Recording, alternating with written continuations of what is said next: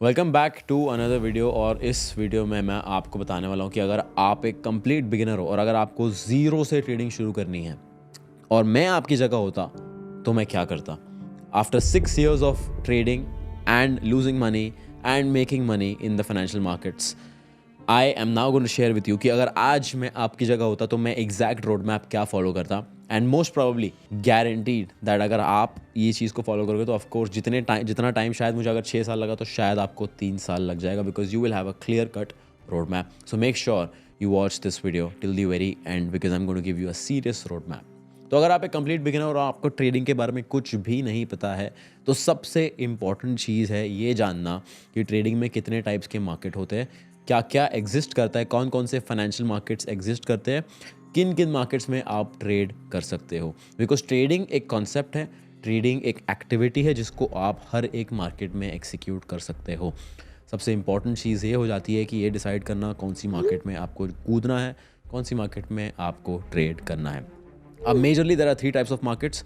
First is the stock market, Indian stock market. Second is the crypto market और तीसरी होती है forex market. ये 3 मेजर मार्केट्स हैं जहाँ पे आप ट्रेडिंग कर सकते हो, जहाँ पे आप ट्रेड्स ले सकते हो, जहाँ पे आप एक ट्रेडर बन सकते हो। आफ्टर 6 years, इन 6 सालों में मैंने पहले 2-3 साल इंडियन मार्केट में ट्रेड किया, उसके बाद 1-2 साल क्रिप्टो मार्केट्स में ट्रेड किया एंड उसके बाद पिछले 2-3 साल से मैं सिर्फ और सिर्फ फॉरेक्स में ट्रेड कर रहा हूँ। मेरा पूरा जर्नी मेरे यूट्यूब चैनल पे है with proof, everything is documented, so you can see there कि मैंने बहुत सारी मार्केट्स, डिफरेंट मार्केट्स में एक्सपीरियंस किया है, ट्रेड किया है and I have done well. After 6 years I can tell you कि अगर आज मैं ज़ीरो से शुरू कर रहा होता तो मैं सीधा फॉरेक्स मार्केट में जाता। Indian market is positioned in a way to make you lose money. Indian market में टैक्सेस ज़्यादा है, फीस ज़्यादा है, ब्रोकरेज ज़्यादा है, लेवरेज भी नहीं है, बहुत सारी चीज़ें हैं। बेसिकली इंडियन मार्केट में the odds are against you. अगर आज मुझे एक रेस्टोरेंट खोलना है और मेरे पास 2 ऑप्शंस है, एक की रेस्टोरेंट मैं गांव में खोल लूँ, दूसरा की एक रेस्टोरेंट मैं मुंबई में खोल लूँ, मेट्रो सिटी में खोल लूँ। Where should the right choice be? Most probably Mumbai, a city, because Mumbai overall एक इतना बड़ा मार्केट बन जाता है कि the chances of people showing in my restaurant is very very very high. But अगर मैं गांव में रेस्टोरेंट खोलता हूँ जिसका पॉपुलेशन ही सिर्फ 10,000 लोगों का है तो the chances of my restaurant becoming a success is very limited, because अगर 10,000 के 10,000 लोग भी आके मेरे रेस्टोरेंट में खाना खाते हैं तो मेरी ग्रोथ जो है बहुत ज़्यादा लिमिटेड है। जबकि मुंबई जिसका पॉपुलेशन मिलियंस में है वहाँ पे the potential is unlimited, the potential is untapped and वहाँ पे मेरे ग्रोथ के चांसेस बहुत ज़्यादा हाई है। And similarly Indian market is like opening a restaurant in a village and forex market is like opening a restaurant in a metro city. And that is Y अगर आज मैं शुरू कर रहा होता तो मैं सीधा फॉरेक्स मार्केट में जाता। After 6 years, after almost 3-4 years of my journey, मुझे रियलाइज हुआ कि forex market is better than all the other markets and that is why I shifted to forex markets. उसके बाद जब आपने डिसाइड कर लिया कि आपको कौन सी मार्केट्स में ट्रेड करना है, अब आता है second part which is deciding your trading platform and deciding your broker. Broker होता क्या है? ब्रोकर बेसिकली एक बॉडी होती है, एक कंपनी होती है, एक ऑर्गेनाइजेशन होता है जो आपकी ट्रेडिंग को फैसिलिटेट करता है। मान लीजिए मुझे आज गोल्ड में ट्रेड लेना है, अब मुझे गोल्ड बाय करना है तो मुझे गोल्ड सेल कौन करेगा? बिकॉज अगर मुझे खरीदना है तो किसी को तो मुझे गोल्ड बेचना पड़ेगा, राइट? एंड ब्रोकर एग्जैक्टली वो रोल प्ले करता है। ब्रोकर मेरे और सेलर के बीच में रहेगा। सेलर को गोल्ड बेचना है, सेलर जाएगा ब्रोकर के पास, मुझे गोल्ड खरीदना है, मैं जाऊंगा ब्रोकर के पास एंड ब्रोकर ये ट्रांजैक्शन को फैसिलिटेट करेगा जिसके लिए वो एक फीस चार्ज करेगा, both from the buyer and the seller. This is what a broker is. अब ब्रोकर एक बहुत इंपॉर्टेंट रोल प्ले करता है आपकी जर्नी में। क्यों? क्योंकि अगर आपने सही ब्रोकर चूज नहीं किया तो आपका जर्नी लंबा हो सकता है। Let me explain. अगर मान लीजिए आज मैंने 10,000 रुपए से ट्रेडिंग शुरू की, फॉरेक्स मार्केट में 10,000 रुपए से ट्रेडिंग शुरू की। अब मेरा जो ब्रोकरेज चार्जेस है, जो मेरा जो ब्रोकर कमीशन लेता है, अगर वो बहुत ज़्यादा हाई है और मान लो मैंने 10,000 में से 5,000 लॉस कर दिया। अब 5,000 मैंने लॉस तो कर लिया बट 1,000 रुपए मैंने ब्रोकरेज और कमीशन फीस में भी लूज किया। इसका मतलब मेरा लॉस जहां 50% हो सकता था अब वो 60% का लॉस हो गया। अब मुझे 10% एक्स्ट्रा रिकवर करना पड़ेगा, जिसका मतलब एक्स्ट्रा टाइम डालना पड़ेगा, जिसका मतलब दिन ज़्यादा लगेंगे रिकवर करने में, जिसका मतलब आपका जर्नी और आपका लॉस मेकिंग पीरियड लंबा हो जाएगा।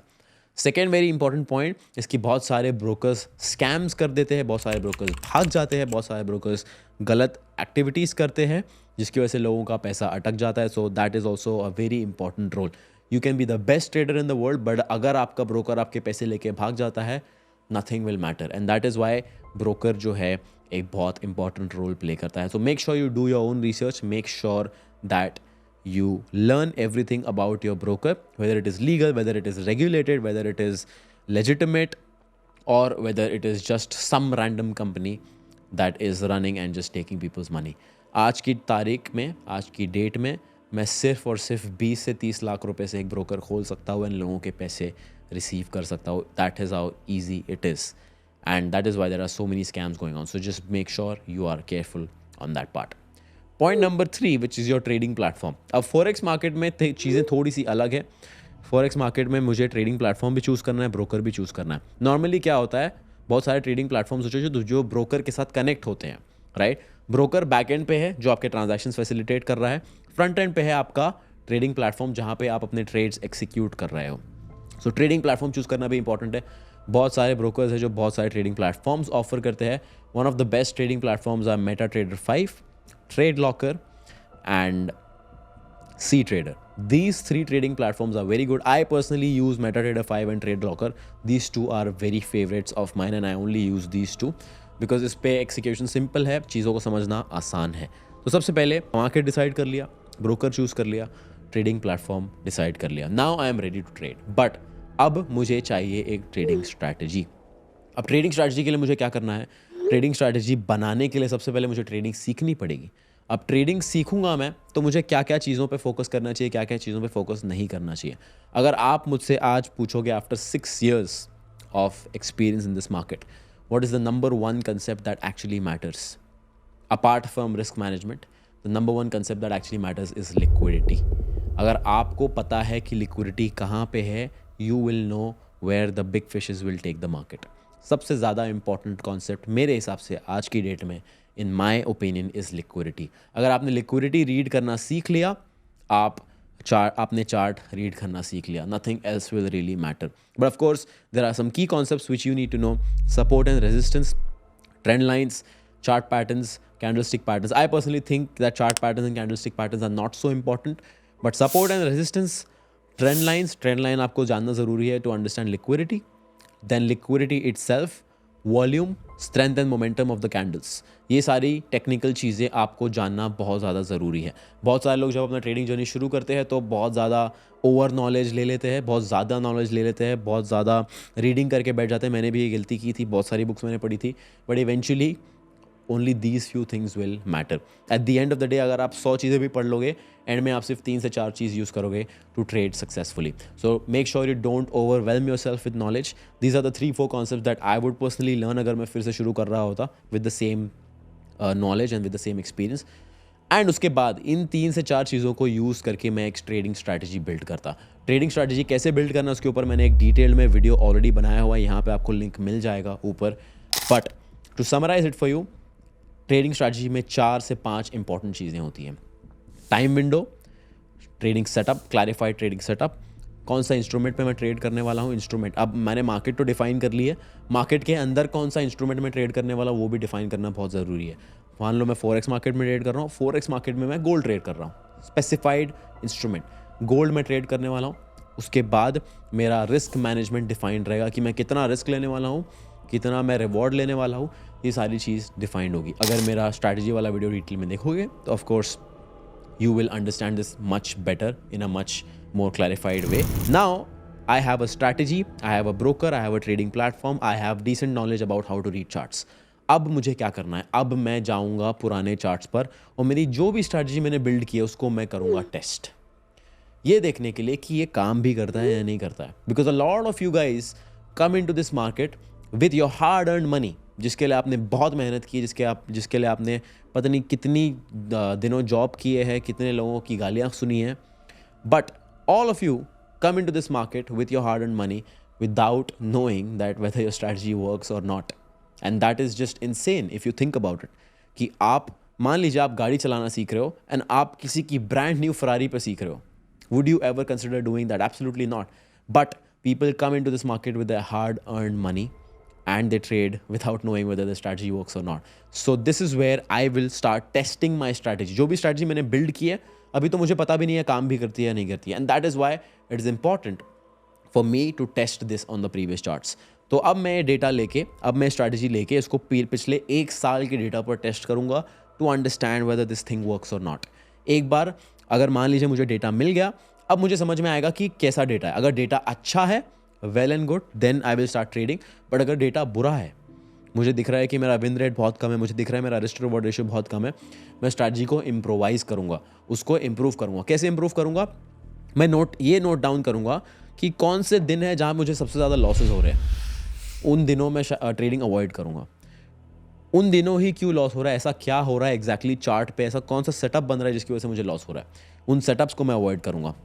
कौन से टाइम विंडो में मुझे सबसे ज़्यादा लॉस हो रहा है, कौन से आवर पे मुझे सबसे ज़्यादा लॉस हो रहा है, उस आवर को फिर मैं अवॉइड करूँगा। ये सारे फैक्टर्स जब मैं निकाल दूंगा तो मेरा विन रेट ऑटोमेटिकली इंप्रूव हो जाएगा। अब एक बात हमेशा याद रखना कि बैक टेस्टिंग में अगर आपका विन रेट 80% है तो रियल मार्केट्स में वो थोड़ा सा नीचे आएगा, 60% तक आ सकता है, because of course live market में बहुत सारे वेरिएबल फैक्टर्स ऐड ऑन हो जाते हैं।